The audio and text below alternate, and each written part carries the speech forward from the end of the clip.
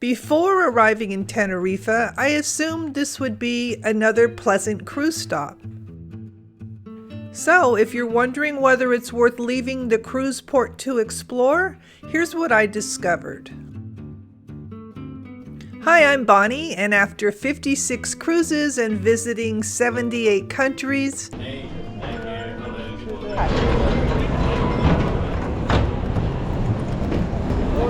Hi. Third bus. Okay, thanks.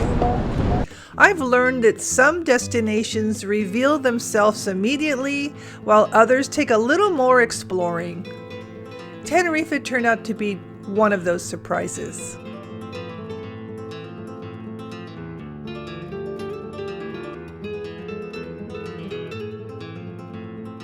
An unexpected overnight stay gave me the opportunity to spend extra time here.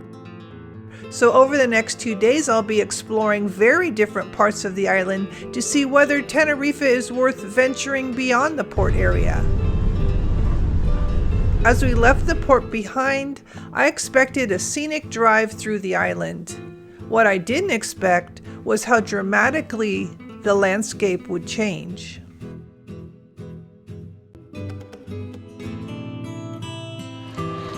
The farther we traveled from the coast, the more Tenerife began to surprise me. The temperatures dropped, the roads climbed higher into the mountains, and the landscape started looking very different from the island I expected to find. Before arriving, I imagined beaches and coastal scenery. Instead, we found ourselves surrounded by pine forests, deep canyons, and eventually above the clouds. And then Teide finally came into view.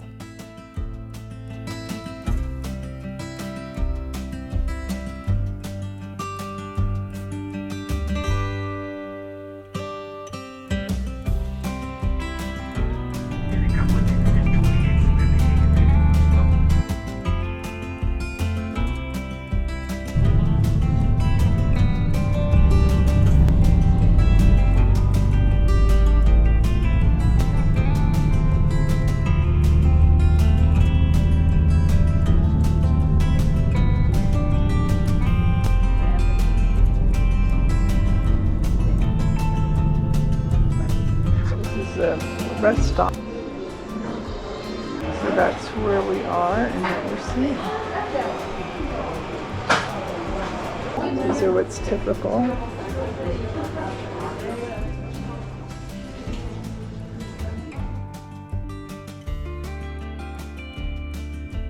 We're here for 20 minutes.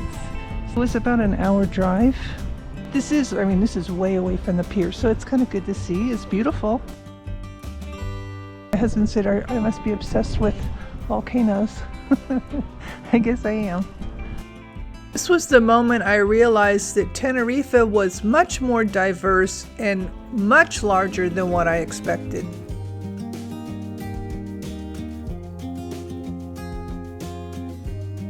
Between the altitude, cooler temperatures, volcanic landscapes, and mountain scenery, it felt nothing like a typical island cruise stop. You can walk up here. There's some steps and then it goes all granite, so you can only walk a certain way. There's also some paths over this way. This tour was around $129 or $119, I can't remember exactly. So it's kind of worth seeing just because it's so unusual. It is really beautiful here. Very volcanic. There's obsidian and there's all kinds of different rocks and plants. We happen to have 2 nights here, so I just booked this because we have an extra day. We got here early, and I think that it's worth the travel time. But I liked it. It was something different. It's not just all island and shopping. In fact, it's Sunday today, and most of the shops are closed. So this would be the perfect thing to do on a Sunday, because that way you can, utilize your time. One thing I would warn you is it's cold. It's probably 50s, maybe even 40s, and wear good shoes because it's very uneven pavement.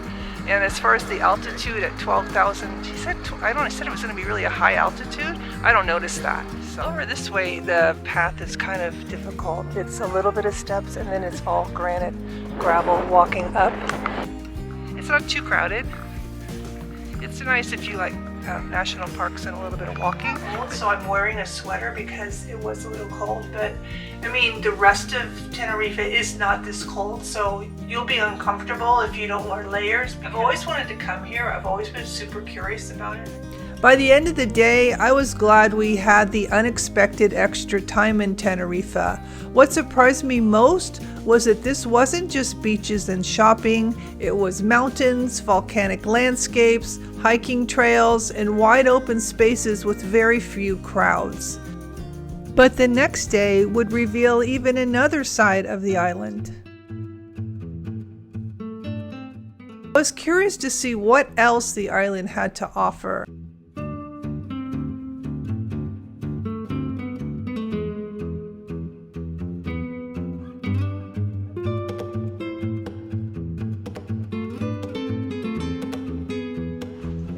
Our first stop was a small aloe vera plantation, where we learned how the gel is harvested and processed. It was a reminder that Tenerife's climate supports agriculture as well as tourism. Separate the skin from the pulp, right? Nice.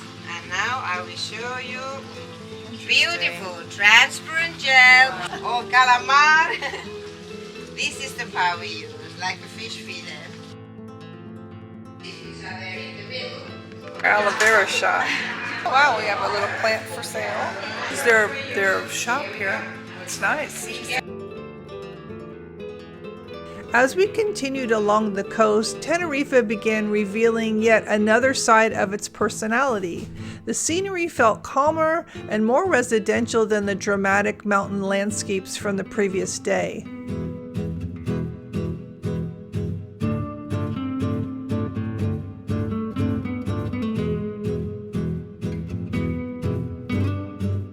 We continued along the coast towards our next stop.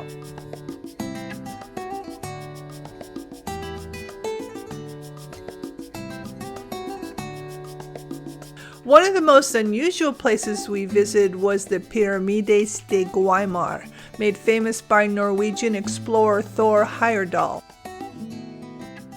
who believed ancient civilizations may have had contact across oceans long before historians traditionally thought possible.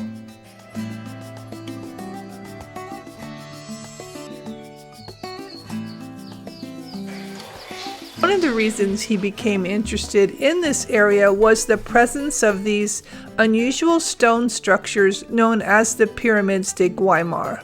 This was really here, or the guy that owned the property was a stonemason and he built it, but it's just that all the stones face perfectly, like the sun, and the summer solstice and the winter solstice are all lined up perfectly, and they don't know if this man created this or was this really here before, because this really looks a lot like I've seen in other countries. Mexico, even Tahiti has kind of resembles. I'm not sure what to think about it. Is it really something that was created a long time ago, or was it created after the fact and someone was in love with that design? But the Kon-Tiki guy believes it was here before. It's an interesting place, this island. Wouldn't expect this from this. So let me know in the comments, do you think this was just a prefabricated built thing, or do you think it really existed before? I think it existed before. There's a cafeteria. Nice.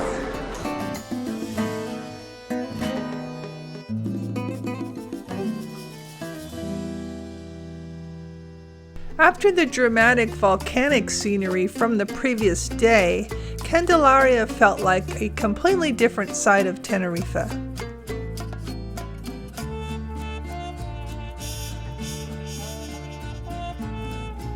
Town of Candelaria. It's cute.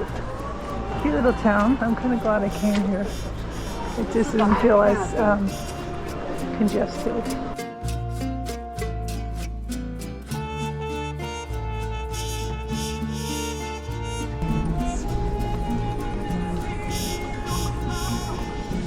So this is cute.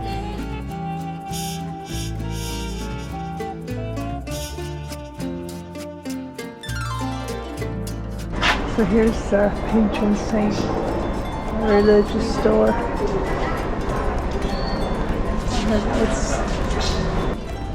It's too bad it's not open. Closed on Mondays for some reason. That's pretty. So again, this is the town of Candelaria. That's really cute. It's kind of like a seaside resort, I guess you could say.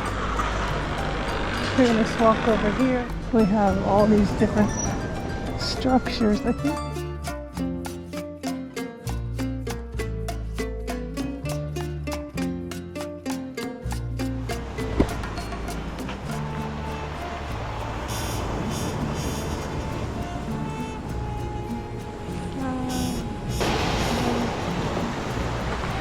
The black volcanic beach. You can see a lot of black sand here. You know, it's not really hot to lay out in the sun. It's nice weather though. I'd say it's around 70.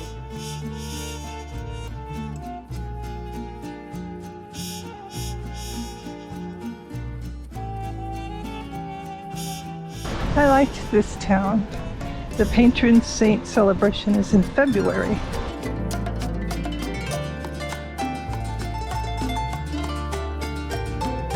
If you enjoy scenery, history, small towns, and seeing more than just the cruise port, I think Tenerife is well worth exploring.